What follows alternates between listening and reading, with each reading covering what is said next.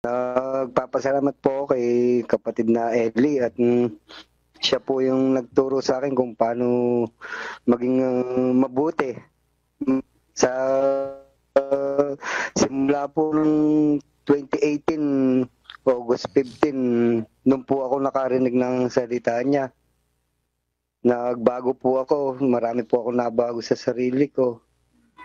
Itatanong ko lang po kay Brother Eli kung paano ko pa po paiigtingin na mabago po yung aking sarili, katulad po ng mga bisyo ko. Gusto ko po kasing mawala na sa tulong niya po. Salamat po sa sagot, Brother Eli. Salamat din sa pagsali mo ngayon, kapatid na Ronaldo. Hindi kita kayang baguhin, ano? Tao rin ako, nagkakasala rin ako kapatid. Wala sa ating makakapagbago kahit sino man tao. Ang makakapagbago ang Diyos lang, no? Gis 23 ni Jeremias, pakinggan mo. O Panginoon, talastas ko na ang lakad ng tao ay hindi sa kaniyang sarili. Hindi para sa taong lumalakad ang magtuwid ng kaniyang mga hakbang. Hindi mo kayang ituwid ang hakbang mo. Kahit tatay mo, kahit nanay mo, kahit asawa mo, hindi ka kayang ituwid. Walang taong may kapangyarihang ituwid tayo. Tayo sa ating sarili, hindi natin maitutuwid. Alam mo kung paano? Basahin natin ang Kawikaan 16:9. Ang puso ng tao ay kumakatha ng kaniyang lakad, ngunit ang Panginoon ang nagtutuwid ng kaniyang mga hakbang. Kita mo? Akala mo ako nagpapabago sa'yo? Hindi. Ang Diyos, trabaho ng Diyos yun, kapatid. Nung makinig ka ng salita ng Diyos na sinasabi ko, ang Diyos nagtatrabaho na para baguhin ka. Kaya kailangan, pasakop ka na sa Kanya. Sabi mo, ano pa ang gagawin mo para mapaigting mo ang pagsunod? Aba, isa ang kulang mo, sumunod ka sa Diyos. Tanggapin mo ang aral ng Diyos. Magbautismo ka, hugasan mo ang kasalanan mo, at mag-umpisa ka ng pagsunod sa Diyos. 22:16 ng Gawa. At ngayon, bakit ka tumitigil? Magtindig ka at ikaw ay magbautismo at hugasan mo ang iyong mga kasalanan na tumatawag sa kaniyang pangalan. Sabi ng Diyos kay Saulo, sa pamamagitan ni Ananias, bakit ka tumitigil, Saulo? Magtindig ka. Ikaw ay magbautismo, hugasan mo ang iyong mga kasalanan na tumatawag sa kanyang pangalan. Kaya kung talagang nakikita mo, nagbabago ka, huwag mong sa akin yun i-kredito, kapatid. Kredito ng Diyos yun, hindi akin.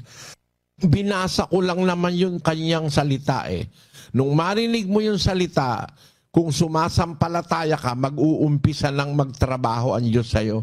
Unti-unti ka niya nang babaguhin. Gaya ng sabi mo, nagbabago ka ng paunti-unti. Pero meron ka pa rin bisyo.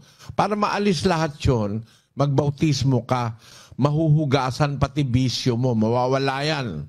Nakita mo, sa kapangyarihan ng salita ng Diyos, mawawala yang lahat ng nararamdaman mong mga bisyo na yan, mga kung ano-anong mga pagnanasa ng laman, maaalis yan sa pamamagitan ng pagsampalataya at ng pagtanggap mo sa aral ng Diyos. Kailangan makaano ka sa bautismo, kapatid na Ronaldo. Yan ay ang pangunahing hakbang na itinuturo ng Diyos para doon sa bautismo, mapatawad niya ang kasalanan mo. Pagkatapos ng bautismo, lalakad ka na sa pagbabagong buhay. Bakit?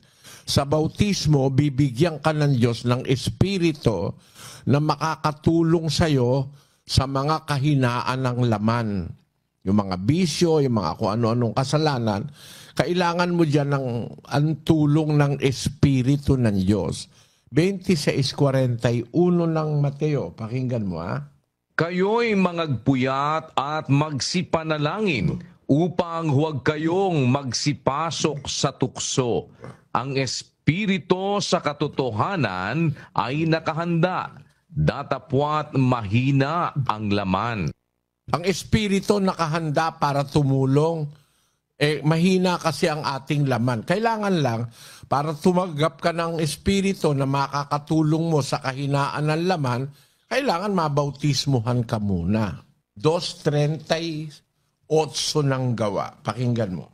At sinabi sa kanila ni Pedro, mangagsisi kayo at mangagbautismo ang bawat isa sa inyo sa pangalan ni Hesukristo sa ikapagpapatawad ng inyong mga kasalanan at tatanggapin ninyo ang kaloob ng Espiritu Santo. Kita mo yon, kapatid? Sa bautismo, tatanggap ka ng kaloob ng Espiritu Santo.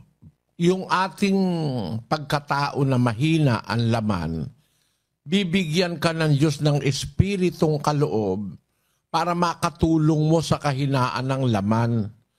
Roma 8:26. At gayon din naman, ang Espiritu ay tumutulong sa ating kahinaan. Nakita mo yon? Ang Espiritu tumutulong sa ating kahinaan. Meron tayong lahat na tao, tayong lahat may kahinaan ng laman.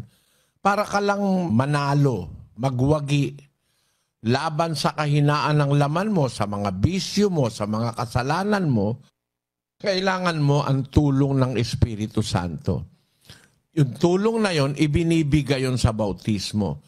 Mag-uumpisa pagka-bautismo, makakalakad ka na sa pagbabagong buhay.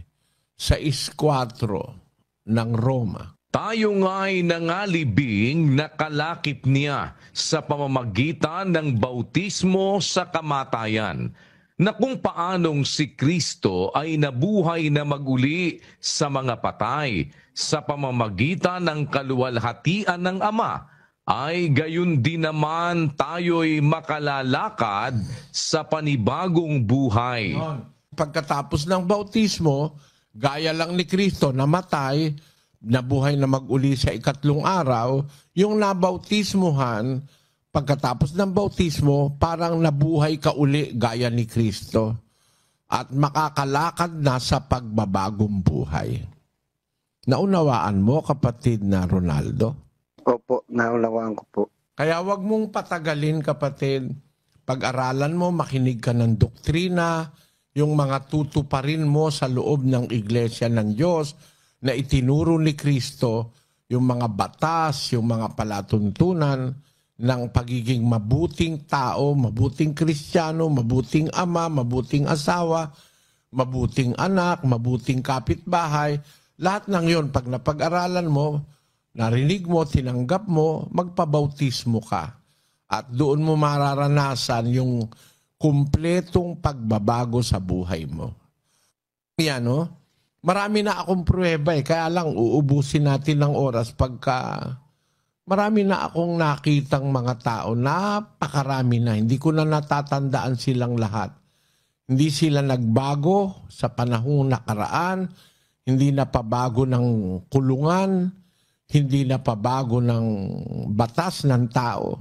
Kasi meron tayong mga kapatid, naanib sila sa loob na ng Muntinlupa naanib sila sa loob na ng kulungan Kasi meron tayong prison ministry.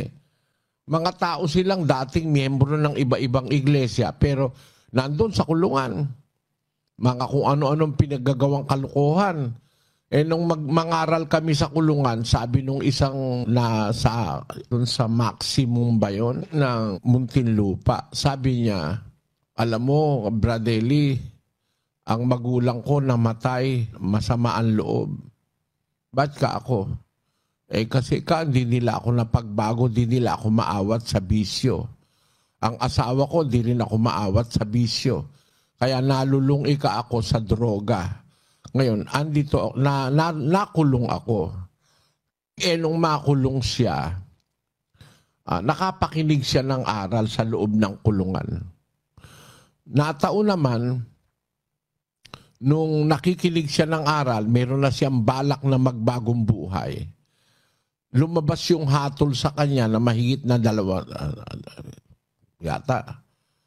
15 o 20 taon na pinapawalan sala siya. Sabi niya, hindi ako napagbago ng kulungan. Miski kulungan, di siya napagbago. Pero nung marinig niya aral ng Diyos, nabago siya. Yun ang nangyayari sa iyo, kapatid. Narinig mo, unti-unti ka na kamong nagbabago mula nang makinig ka. Pero para maging ganap yun, mapasakop kang ganap sa batas ng ating Panginoong Hesus. Makita mo, maiiba ang pananaw mo sa buhay. Yan ang karanasan ng maraming mga taong nakinig sa salita ng Diyos. Samahan ka nawa, kapatid na Ronaldo, sa iyong pagpapatuloy. Magandang araw sa iyo. Magandang araw din po. Salamat po, Brother Eli. Samahan ka nawa ng Panginoon.